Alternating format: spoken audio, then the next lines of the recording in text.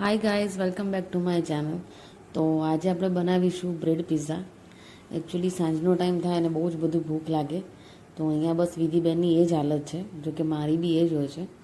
અને ઘરની અંદર મસ્કા બંધ પડેલા હતા, એટલે બર્ગર બંધ પડ્યા હતા અને બ્રેડ પડી હતી.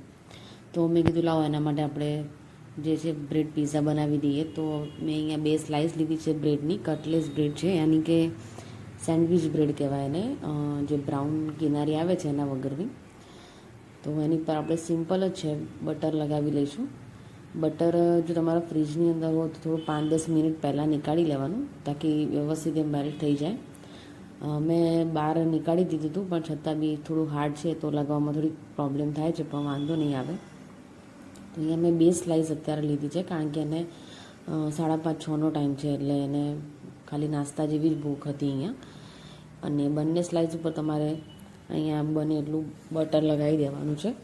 બટર ના હોય તો તમે ઘી પણ એડ કરી શકો છો. તો અહીંયા આવી રીતે મેં બટર લગાવી દીધું છે. અને બધી વસ્તુ ઘરની અંદર હોય તો જ તમને ઇઝી પડે આ બ્રેડ પિઝા બનાવવામાં. આની અંદર ચીલી ફ્લેક્સ છે, ઓરેગાનો છે, મિક્સ હર્બ છે, મોઝરેલા ચીઝ છે. તો અહીંયા મેં વિવા કંપનીનું પિઝા સોસ લીધો છે. ઘણી બધી બ્રાન્ડ આવે છે, પણ મને સ્પેશિયલી વિવા વધારે પસંદ છે. તો મેં અહીંયા વિવા બ્રાન્ડનું પિઝા પાસ્તા સોસ જે આવે છે લીધેલો છે. અને તમારે અહીંયા આ રીતના એની પર સ્પ્રેડ કરી દેવાનું છે, એપ્લાય કરી દેવાનું છે સ્લાઇસ ઉપર. આપણે જે રીતના પિઝા બેઝ ઉપર જે આપણે લગાવીએ છીએ, ટોપિંગ કરીએ છીએ, એ રીતના જ કરવાનું છે. એટલે ફક્ત આપણે બ્રેડ ઉપર કરવાનું છે, પેલું પિઝા ઉપર કરીએ છીએ.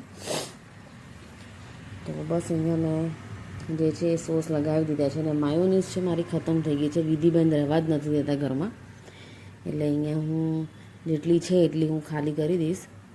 અને અહીંયા આપણે મેયોનીઝ લગાવીશું. મેયોનીઝ લગાવવાથી એકદમ ક્રીમી ટેક્સચર આવે છે. કોઈ બી રેસીપીમાં તમે મેયોનીઝ એડ કરો તો એકદમ એનું ક્રીમી ટેક્સચર આવે છે, તમને ખાવામાં એકદમ મીઠું અને સારું લાગે છે. નો ડાઉટ કે એ અનહેલ્ધી વસ્તુ છે, પણ કોઈ દિવસ તમે આવી રીતે ફાસ્ટ ફૂડ ઘરે બનાવતા હોય તો ચાલે, કારણ કે બહાર જઈએ છીએ તો આપણે પૈસા આપીને બી એ જ વસ્તુ ખાઈએ છીએ.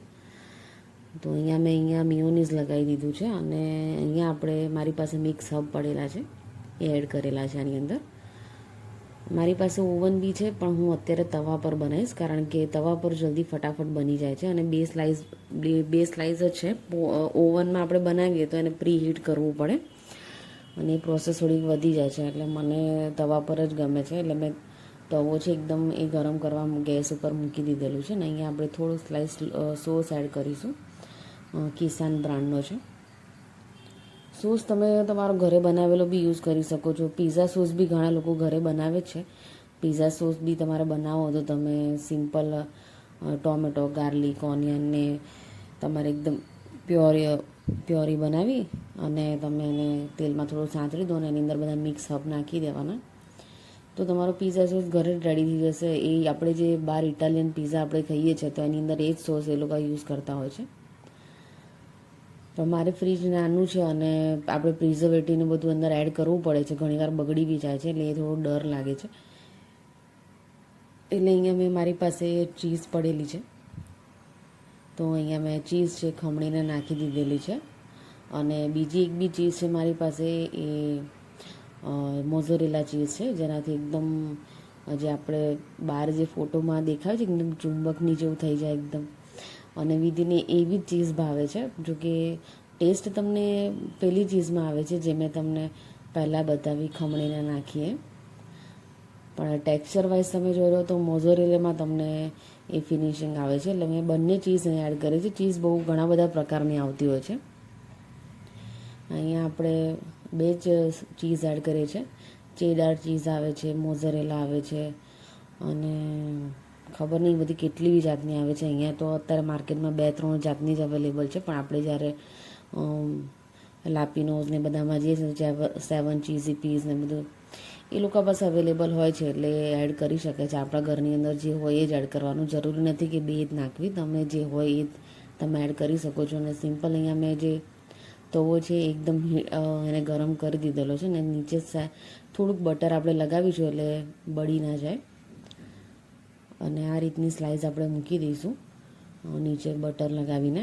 અને ઉપર હવે આપણે એકદમ આને ધીમા તાપે જે છે એ રોસ્ટ થવા દેવાની છે. એટલે જે અંદર આપણે જે મોઝોરેલા ચીઝ એડ કરી છે એકદમ મેલ્ટ થઈ જશે. પેલી ચીઝ તો એટલી નહીં થાય, પણ મોઝોરેલા જે ચીઝ છે એકદમ મેલ્ટ થઈ જશે અને એનું જે બેઝ છે એકદમ ક્રિસ્પી થઈ જશે.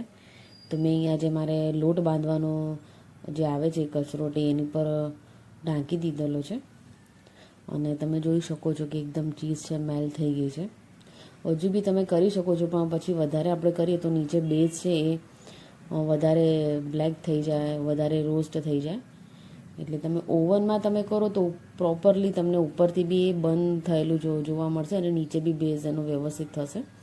પણ ગેસની ઉપર કરો છો તો ખાલી ફક્ત નીચેથી જે એનો બેઝ છે એકદમ ક્રિસ્પી થાય છે. ઉપર જે એકદમ બ્લેક સ્પોટ આપણે જે બહાર ખાઈએ છીએ પિઝામાં, એ જે બ્લેક સ્પોટ આની અંદર નહીં આવે, તવામાં ક્યારેય બી નહીં આવે, કારણ કે ઉપરથી એને કોઈ હીટ નથી મળતી એટલા માટે.